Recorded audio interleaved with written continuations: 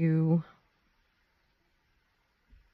projects for school that I had to record, but it's not my thing.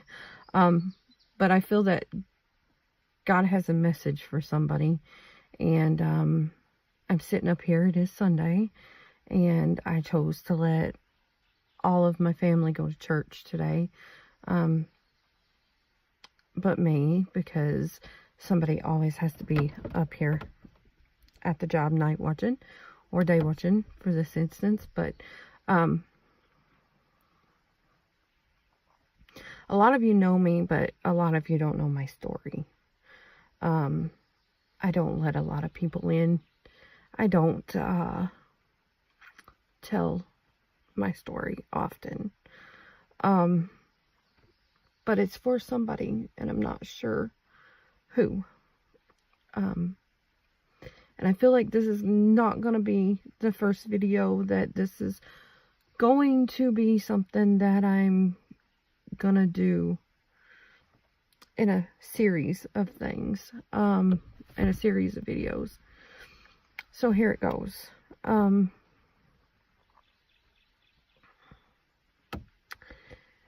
I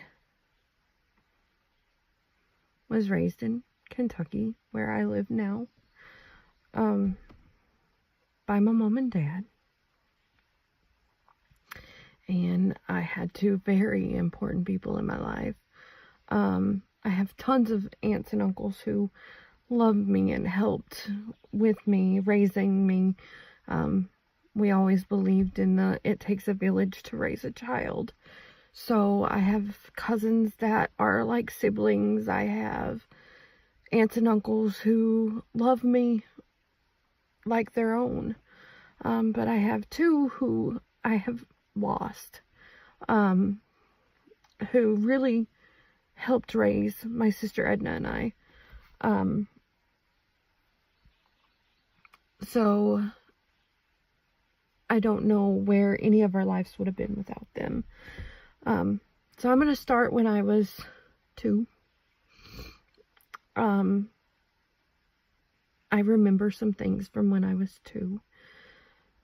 I don't want to hurt my daddy's feelings because I have a good daddy. But when I was 2, my daddy got sick. My daddy was a drug addict. He started out small. He started with pot, the way that he tells it. I mean, I don't remember it all. But he started out with pot, and then eventually he moved to cocaine. And he used a lot. I can say that my dad was a good person. He's not like a normal drug addict. He went to work every day. He worked hard. He worked overtime. He always had food on our table, a house to live in. He made sure that we had necessities. He knew better than what he did, but he got in a place to where he got addicted, and that can happen to anybody. So I remember my daddy got a horrid line of cocaine that was laced with rat poison. And yesterday was my birthday. I turned 36. But on my 3rd birthday, I remember being told that they didn't think my daddy was gonna live. That it was so severe. They said that if he did live, he would be a vegetable for the rest of his life, and that somebody would have to feed him and take care of him, and he'd be fed through a tube. That's what the doctor said. So my mom, she decided that it was a lot to handle for her, which I know as an adult now that had to be hard for her to love somebody so much and have to make a choice between taking care of that person and her 2 kids. So my mom chose to let my Aunt Bill and my Uncle Brock come get my sister and I and take care of us while she coped with Dad. Well, my mom told the doctors that she loved my dad and that she'd take care of him, and they said, you don't understand that you're not going to be able to care for him. You're going to have to put him into a facility. And my mom said, no, he's my husband and I love him, and I'm going to take him home and I'm going to take care of him. So my mom took him home, and I had a step grandma at that point on my mom's side. Her name was Ruby Brown, and she was a powerful little woman. She believed in God. She could pray. I remember her praying, and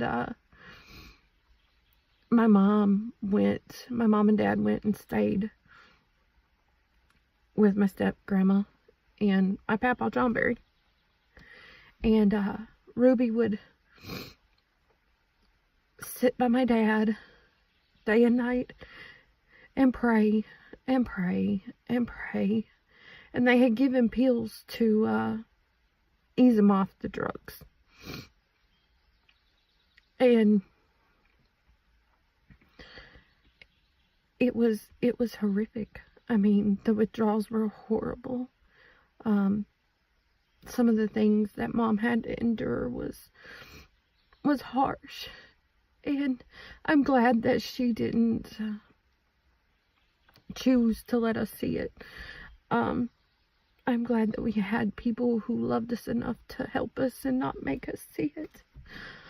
The stories really break my heart. I mean, my dad would withdraw from drugs, and people hear of things, just quit. You've got a choice, just stop.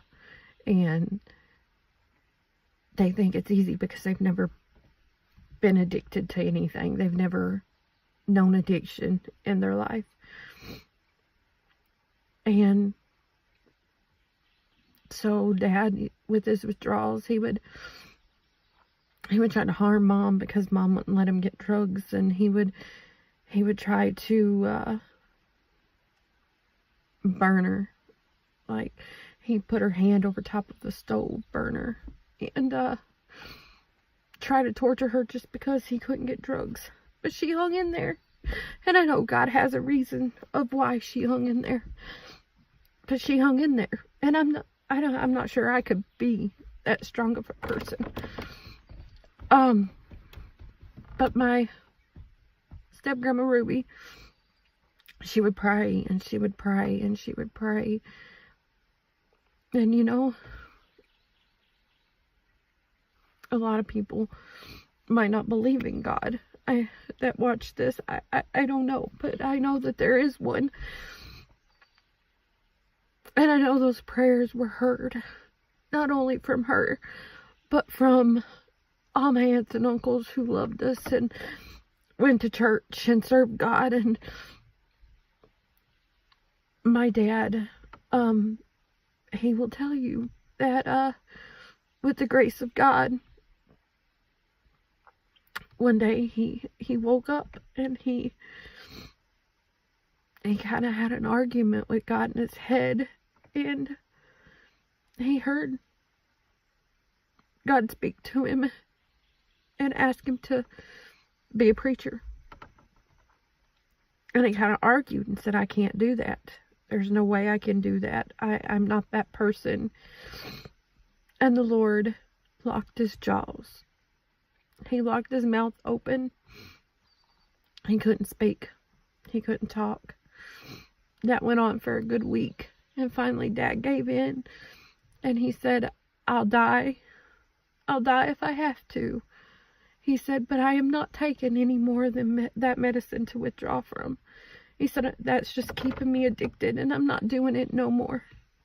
He said he remembers praying to God and telling God, he says, Lord, he says, Jesus, if you pull me through this, I'll do whatever you have me to do. And he remembers going to the creek, to the Middle Fork Creek, and tossing those pills in there. And he come out preaching. And he come out and he read his Bible and he become a preacher. And so, you know, we kind of got our lives back. It was a hard road. When you're the ages that my sister and I were, 3 and 7, seeing your parents have to go through the things that they went through, it changes you. It makes you look at life differently. It makes you appreciate things you probably wouldn't appreciate. So I am a little more compassionate towards people who are addicted. I'm a little more apt to help somebody that most people probably wouldn't help. And I do believe that God has the ability to change anybody. And that belief comes from so much more than just what I went through with Dad. Like I said, this is going to be an ongoing process. I have more that I've went through as a child that has not kept me down. Honestly, it's made me who I am. And if I hadn't went through those things, I might not be the person I am, or care the way I care, or value the things I value.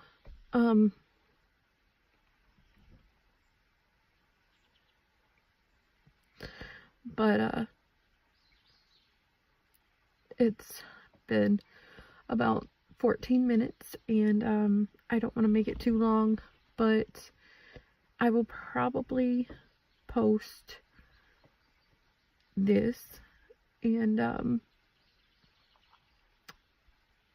possibly make another short one today, because I kind of want to get you guys to the point of me moving to Wisconsin and what came about with why we kind of moved to Wisconsin, and some of my life while I was there.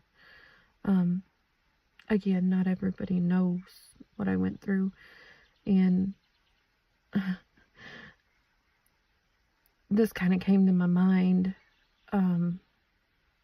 because yesterday was my birthday, and I was talking to my best friend, and she's been my best friend since 6th grade, and we're very, very close. And I had stated something to her yesterday while I was on the phone with her, because she called me for my birthday, and she goes, "What? I didn't even know that." So I realized how closed up I have really been about what I have went through. And then that made me realize that maybe I could help somebody else instead of keeping it all bottled up, and maybe I could help somebody else. Maybe somebody would understand me a little bit more. But anyways, God bless everybody.